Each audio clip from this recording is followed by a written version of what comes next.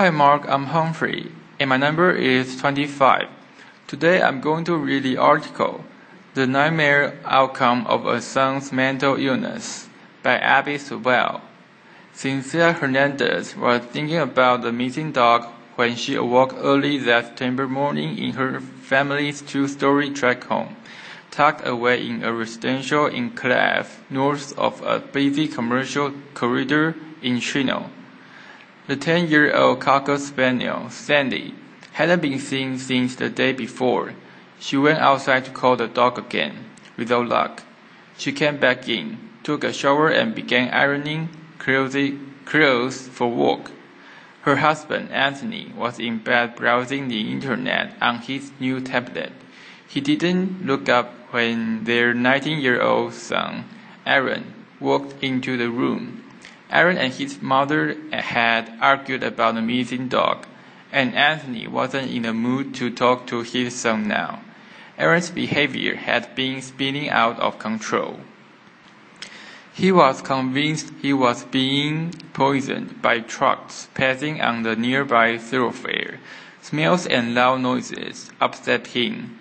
He would grow incensed if his mother burned a tortilla in the kitchen or his grandmother had the television volume too high in her room. He punched holes in the wall and talked about killing himself. Once his mother said he told her he dreamed that he had killed her. It was obvious to Cynthia that her son was a danger.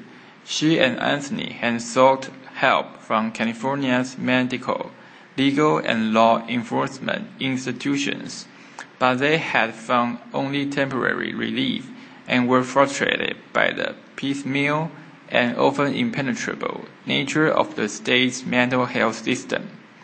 I feel that one day I would come home and find him dead in the house, or that he would hurt somebody in the family, Cynthia said later. We always feel that. We live with that every day. On that September day, Aaron walked up to his father as he sat reading in bed and raised a baseball bat above his head. The youngest of three children, Aaron was an artistic kid who loved playing guitar and the video game Halo. A lifelike drawing he made for his grandmother of Sandy, the Cocker Spaniel, stands out in the collection his family keeps. In middle school, he began using marijuana and later hallucinogens. After repeated attempts to control his drug use, his parents decided it was linked to an underlying mental health problem. Psychiatrists began offering assessments of what Aaron's trouble might be and finally settled on a diagnosis: paranoid schizophrenia. Aaron's father was well aware of mental illness. Other family members had been diagnosed with schizophrenia and bipolar disorder. In the 2.5 years leading up to that September morning, Aaron and his parents had been stuck in a nightmare cycle. He had been taken to a psychiatric hospital 8 times on 72 hours involuntary hospitalizations, known by police and mental health workers as a 5150 hold. The fourth holds are reserved for people who pose an immediate danger to themselves or others or are too mentally ill to care for their own basic needs. They can be extended for 14 more days or sometimes longer when the patient is found to need more intensive intervention. After a few days or at most a couple of weeks in the hospital, staff would release Aaron and he would refuse to follow up on treatment and deteriorate again. In the most extreme cases, a court may order the patient placed under a conservatorship, allowing a family member or other court-appointed person to make medical decisions on their behalf for a year or more. In many cases, that means placing the patient in a locked psychiatric facility and sometimes forcibly administering medication. But how the state law is applied by each of California's 58 counties depends on the money and beds available and the philosophy of county officials, doctors, and judges. What has in essence happened is that every county has sort of crafted the rules that meet their needs the best, says Sherry Krakenberg, Vice President of Behavioral Health for the California Hospital Essence. The result, she says, has been very divergent applications of people's civil rights from county to county, city to city, hospital to hospital, and even from physician to physician. Some counties report high rates of 72-hour holds, but rarely hold patients longer. Others detain fewer people, but keep them longer. And some counties are far more likely than San Bernardino County, where the Hernandez family lives, to initiate the conservatorship process when a patient is referred to them. A few California counties, including Los Angeles and Orange, but not San Bernardino, have begun to implement Lora's law, a measure that permits courts to order outpatient treatment of people with severe mental illness. The law's criteria are less strict than those for conservatorship, and it does not require patients to submit to involuntary medication. Still, civil liberty and patients' rights advocates have argued that this expanded use of forced treatment infringes on patients' rights. Melinda Bird, Director of Litigation for Disability Rights, California, said the real breakdown in the system is that there aren't enough voluntary treatment services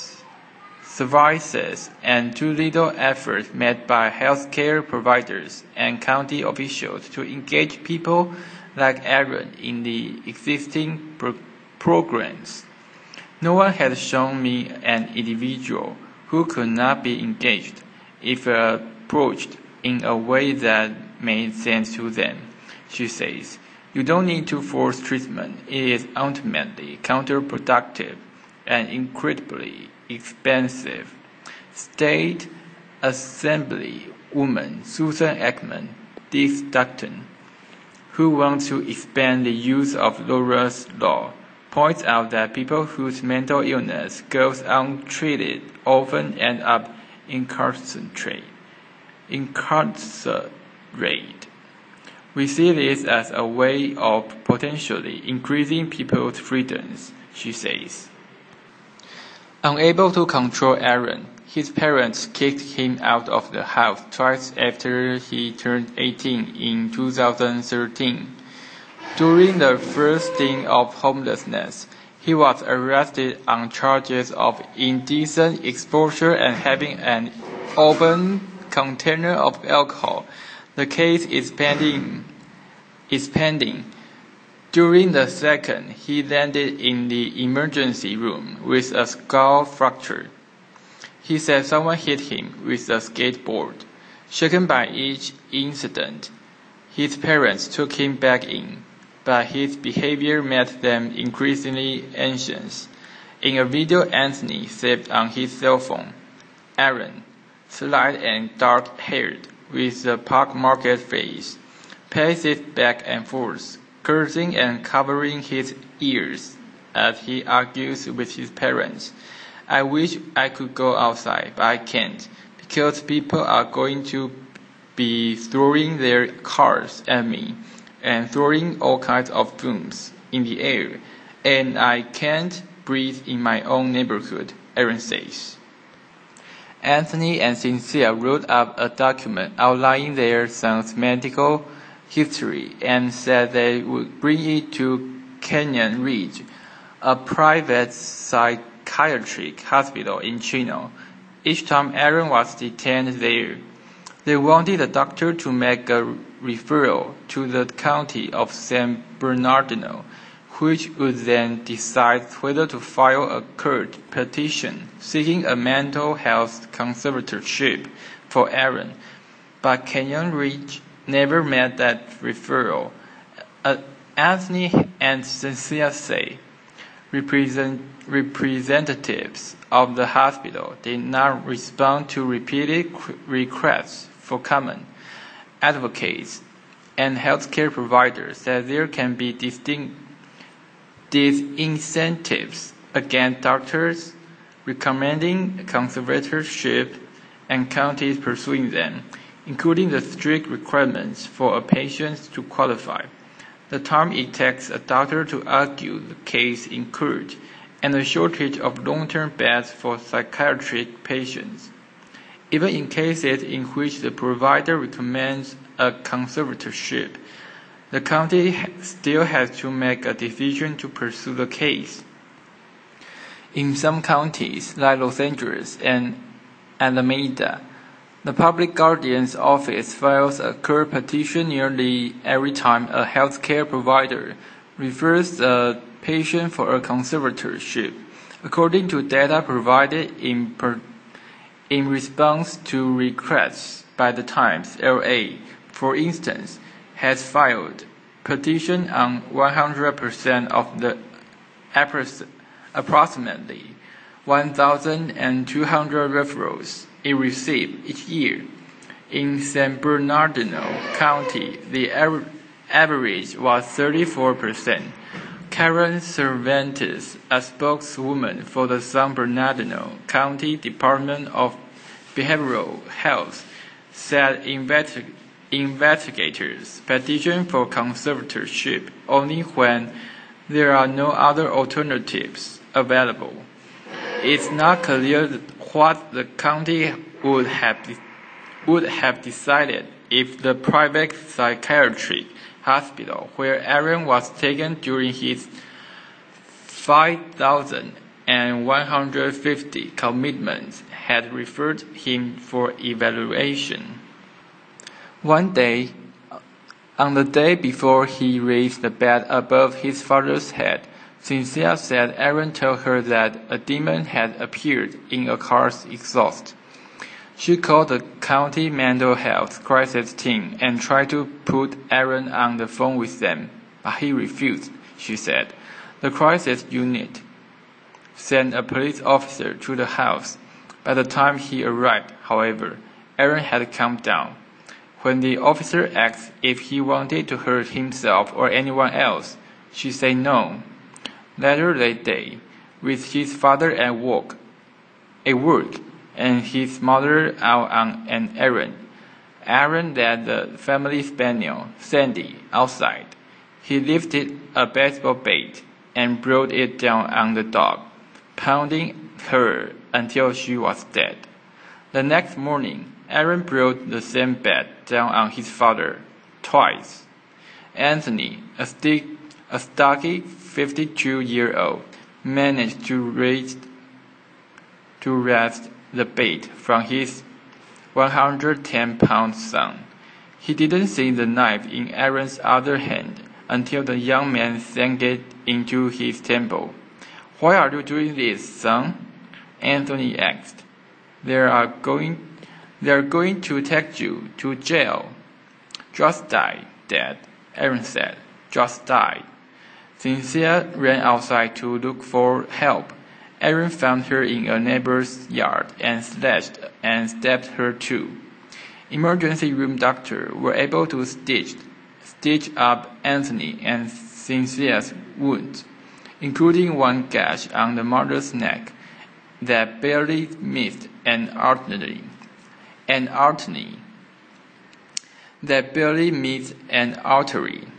They pulled a fragment of the knife from her scalp.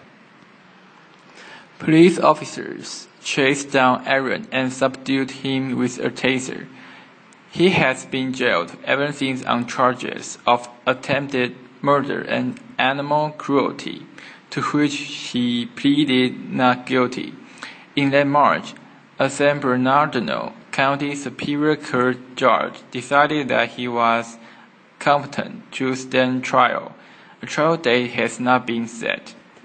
From the beginning, Aaron called his parents from jail every day and sent rambling letters with drawings of heroes and monsters. Anthony goes 2 or 3 times a week to visit him.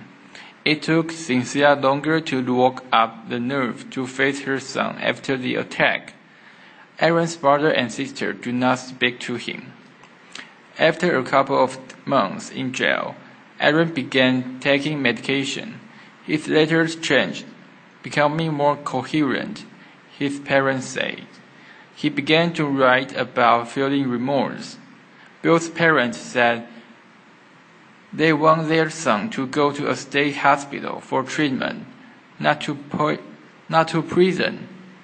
I'm almost relieved that it happened this way, because now we are going to have something done, Anthony said this week after the attack, a stitched-up gash running all the way from his eye to his ear.